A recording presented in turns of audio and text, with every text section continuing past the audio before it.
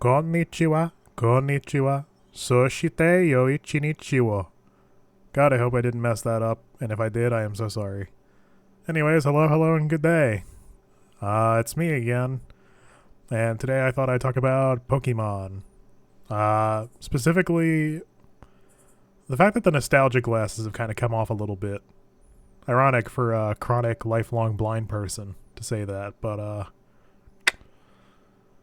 yeah, anyways. As some of you are aware, I have been conducting a challenge. At least, I was sort of doing a challenge. It's not as much of a challenge anymore. I think the plan was pretty straightforward. Prior to Legend ZA coming out, October 16th, I was challenging myself to beat every single generation, except for 9, prior to the release. My idea was to kind of do like a flashback kind of thing where it's like, oh, well, I went 1 to 8, and now we're gonna finish with the newest 9 game. That was my thoughts. I also just beat, Scarlet and Violet like more recently, and I've already played that game like 5 times in a row from start to finish plus DLC, so don't at me. But the idea was, good, I think. I think the biggest problem, I don't know. The Pokemon Company is kind of, upsetting a lot of people, myself included. And I don't remember if I've said this or not, so I apologize if I already have. But I did cancel my pre-order. I was going to get the game, day of. I was looking forward to it. But then, man, they showed us DLC before the game even came out. And then they showed us that some of my favorite starters are getting Megas finally.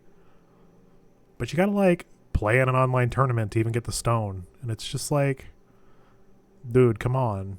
This is so gay. But that's up to them. That was their choice. It was my choice to start replaying the franchise again. And I'm going to keep with it. I'm going to finish the challenge, but something happened after the glasses fell off, as it were, and I started seeing things as they were. I realized this franchise that so many people love, myself included, it ain't perfect. So I want to touch on this slightly today. Starting off, I replayed Shield. That's the one. Got confused for a second. Yeah, I played Shield again. That was my Generation 8 title. And it was fine. I mean, the story has some not great beats. Just oh, I'm the chairman or fucking whatever, and I'm gonna blow up the world because energy crisis. Okay. Whatever, dude. I think I had more fun, and I was a lot more engaged with the whole thing with Peony and his daughter, where she was just like, hey, you watch my dad, he suck. And I'm sitting there like, cool, I never had a father, and this guy's great. He just wants to hang out and do adventures and stuff, except he isn't actually there for any of the adventures, which is whatever. But that was fine, it was cool. But then I went back to Gen 1. Everyone's favorite apparently. I mean, it's not even, but it's the one people reminisce about a lot. And it is not good. For the time, sure. But I feel like looking at it nowadays, it is so just not what it should be. I mean, first of all, it is so slow. Grinding takes forever. Leveling up anything just sucks. The only reason I was able to play that game and get it done quickly, which I did do in, a week, was because of an exploit where you could get a level 100 Nita King, immediately. And to clarify, I did play Yellow. I thought it made sense to play, the capstone, as it were. I know I'm playing Crystal now, which is a spoiler for a talking point later, but besides the point. I also, I plan on doing Emerald and Platinum. I want to do the complete, I guess it would be, version of the games. So I played Yellow, and without that exploit, I'd probably still be playing Yellow. And don't get me wrong, it's not as bad as I'm making it sound, but it's still not great. First of all, if you're one of those people who thinks that all the games are too linear nowadays, let's look at all the Pokemon games and be real with ourselves. They're all linear. I mean, there isn't an open world, truly. You aren't making your own path. You aren't doing your own thing. You are following a predestined set of places and objectives. And you're not changing that. And it's the same every time. Obviously, you can change up your team, but you probably won't. I know who you are. You know who you are. You're going to pick the same starter, catch the same guys, build the same team. The only people who seem to really do this stuff differently are the people who like doing Nuzlocks. And more power to you. You're getting more mileage out of your game, and that is great. But, someone like me playing it again for the first time in a long time, I couldn't get over it. Just how simple it really is. But also, I do miss some of those quality of life things, I'll say it. I like being able to turn my game on, hit a button, see a map, and go, oh yeah, I need to go over there, and I have to do this. Again, I'm somebody who works. I got, stuff to do. Doctor's appointments, car checkups, whatever.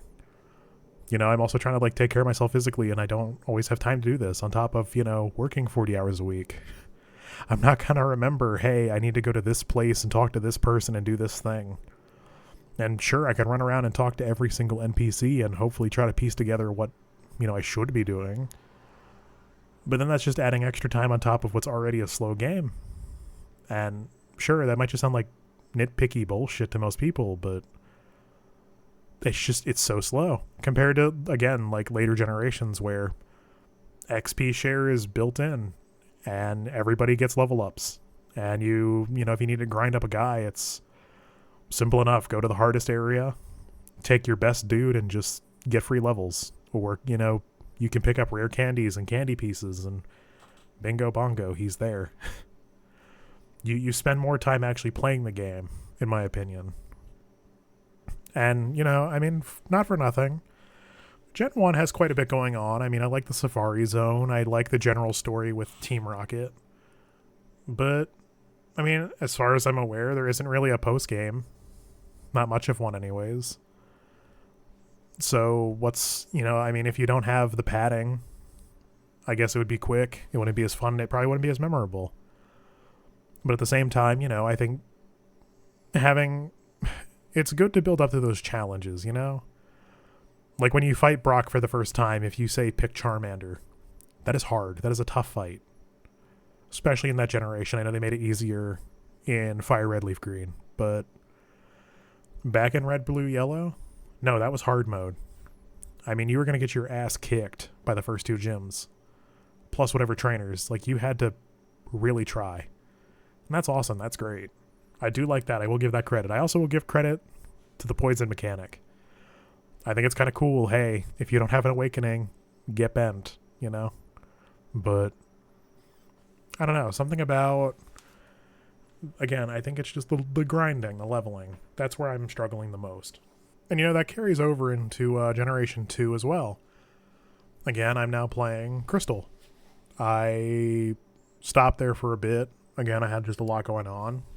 And if you've been keeping up with the challenge on Blue Sky, which I'd recommend go follow me, I stopped there for a minute. I've been trying to pick it back up. I put in time where I can.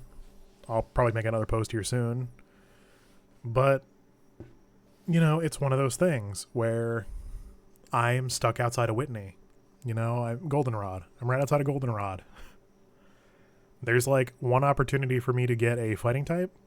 And even then, it's going to probably take me literal days with how much time I'm able to actually put into this game. It will take probably a week to get that thing properly leveled up to even begin to start fighting her. Just because of that mill tank. Thankfully the Clefairy isn't fairy type yet, which is a saving grace. But yeah, that mill tanks suck so hard. But it's case in point, it's the third gym, and it's just such a huge roadblock. And it shouldn't be a handout. Don't get me wrong, it should not be free and easy. That's not what I'm saying. But your time could be better spent if it was just a little different, tweaked just slightly. And I know it's not perfect, but I do feel like it gets fixed over time. I look forward to Generation 3. Run a little bit better. Looks a little bit better, although I do really like the old sprites and the old sound design. I think that was critical to the success. It was fun. It feels good. But, you know, Gen 3 is cool. I do like that one. A lot of people do. Like I said, I'll play Emerald again. And, you know, that'll be fine. It'll be great. But I think there's also just, it's easier to do. I think you can keep on pace just a little bit better. And then, you know, come Generation 4, as much as I love Gen 4, it is the slowest, probably, of any of the other games. I mean, I'm sure we've all seen that video where the Blissey gets seismic tossed by a Heracross and it takes like 3 solid minutes to watch the health bar go down. That's unreasonable. That and, you know, the lack of fire types and, well, I mean, Cynthia being Cynthia.